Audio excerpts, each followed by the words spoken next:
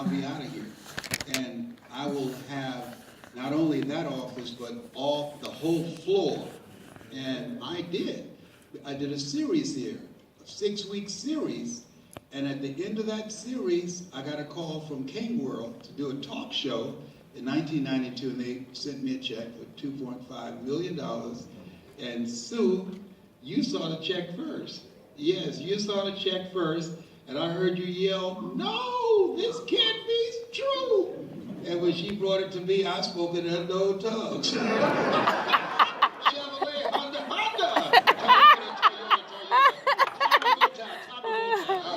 Y'all can see I didn't take too much medication tonight. All right. Yes, that's the first time I ever saw a check, $2.5 million with my name on it. And so the reason that you're here, I only attract millionaires or millionaires in training. Give yourselves a round of applause.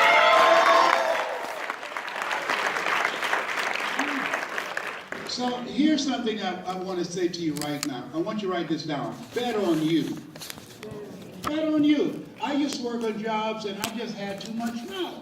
And they didn't like me. They didn't like me and I didn't like them.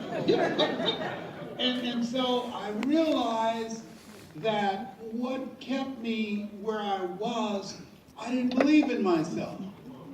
And in life, you got to take some chances. You got to take some chances. Something I said last week, and I have to remind you so that you don't become discouraged by it. But first of all, you got to bet on you. When you challenge yourself and you put yourself at risk, you're going to learn some things that you don't know right now.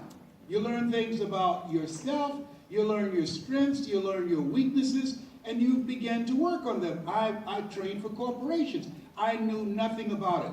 And then what I started doing research. Who is it that's training for corporations?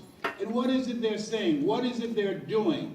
And I got magazines, Inc. magazines and Success magazine, and started reading about it. I started listening to people like Earl Nightingale and Brian Tracy, who had been engaged by major corporations.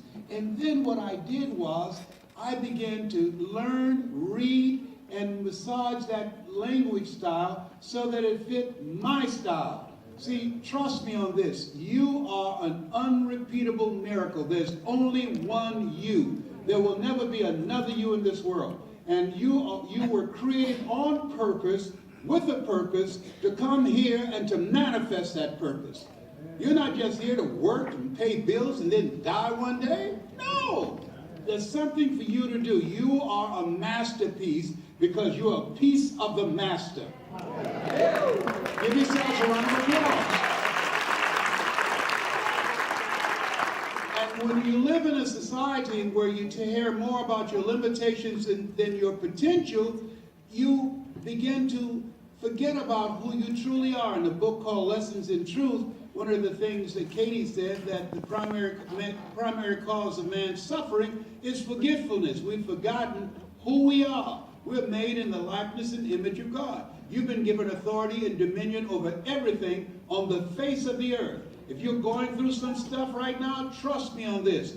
It is not stronger than you. Greater is he that's in you than he that's in the world. You are stronger than your circumstances. It is hard to believe that at times. When the doctor looked at me and said, "You have cancer," that was challenging to me. And I had to process that. I had to work with myself. Those 3 words are most feared words in 7 different languages. And I had to be persistent. Let us say persistent. You got to be persistent in your spirit of optimism. I said, this will not defeat me. This year, it's going to be out of my life. Guess what? It was still there the second year. Guess what I said? This year is going to be out of my life. Guess what? The third year, it was still there. This year is going to be out of my life. I said it with the same energy and the same conviction. It's 21 years later, and guess what? This year is going to be out of my life.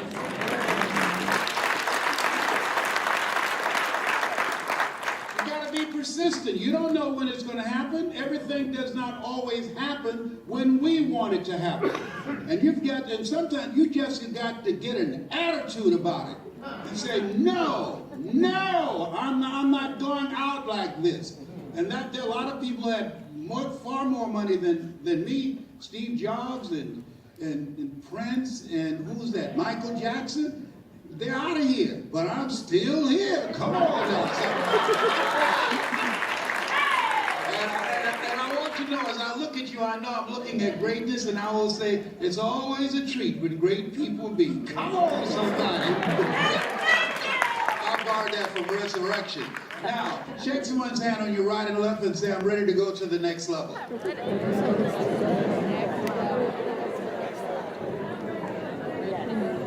And I want you to think about what that looks like. What does the next level look like? I know what it looks like for me. I see myself on the other side of the little sea. I see myself being free of that inside of pain. I see myself being more energetic. I'm 72.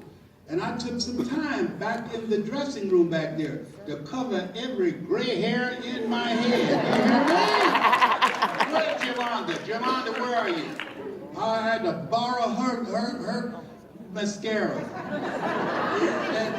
And when I had Sharita ask her for it, she said, I know who this is for. Everybody knows. I don't care. Trust me on that. Just because I'm 72 don't mean I have to look 72. You're going to need a paintbrush, brother. You're going to need a paintbrush.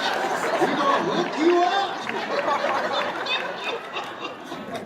And listen, let us say together, have some fun. Let me tell you, I don't care whatever you're dealing with, find something to be grateful for. When people say, how you doing? Great and grateful. Even if I have the sciatic pain going on my right side. Great and grateful. Even though things aren't always that way. We must call forth those things that be not as though they were. When you reinforce things and say what's happening with you, you're reinforcing it. Thou shalt decree a thing, and it shall be established unto you. So when people ask me, how are you doing? I'm great and grateful. God is healing me right now. And so you want to earn that. Now, that's unusual. Most people, you ask them, how you doing? Oh, I'm okay. No. You got to claim what you want. I remember when I was in Miami and I had identified a house that I wanted to buy for my mother. I didn't even have the money. And people say, why are you in Miami now? I said, well, I resigned from the Ohio legislature to come back to take care of my mother, and I'm buying her a home. Do you know when? No, not exactly. Do you know where it is? I haven't taken her to see it. I didn't know where the house was. I didn't have the money. I'd resigned from the Ohio legislature, and I drove her in a wealthy area of North Miami Beach, and as I was driving her around, she saw a house, said, whoa, I like that, Leslie. And I said, whoa, I know my mother's taste. And I've made the arrangements to get that house for her. See, you have to begin to understand that life is about an adventure. Helen Keller said that life is either a daring adventure or it's boring. There are people who will spend more money and more time and more energy cheering the Pistons or the Cavaliers than they would for their dreams. And that's okay. That's okay. We need people to drive us around. We need people to clean our homes. We need people to work for us and do the things that we don't want to do. That's okay. I'm not hating on them. You know, Jesus said, all power is in my hands. Oh, by the way, the poor will always be among you.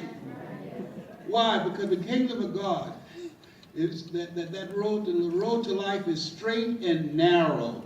And few there be that will find it. What do you mean by that? Few there be that's willing to show up and learn something that they already know and begin to incorporate new ideas into their thinking. Everything that I'm saying, you already know it, but let me share something with you. One idea can change your life. I talked about last week, I was in Fort Lauderdale speaking for Novartis Pharmaceutical. And I had the idea, I can train doctors. And I put my idea on the table. And they accepted it. And I earned more in 1 hour than in 1 month than most people will work for 2 lifetimes to earn. An average American earns $240,000 a year. But if I wasn't willing to put my thoughts out there, if I wasn't willing to challenge the people around the table who had credentials that I did not have, Everybody repeat after me, please. I'm going to bet on myself.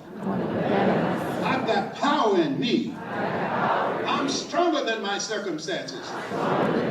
Life is on my side. Bringing the things I need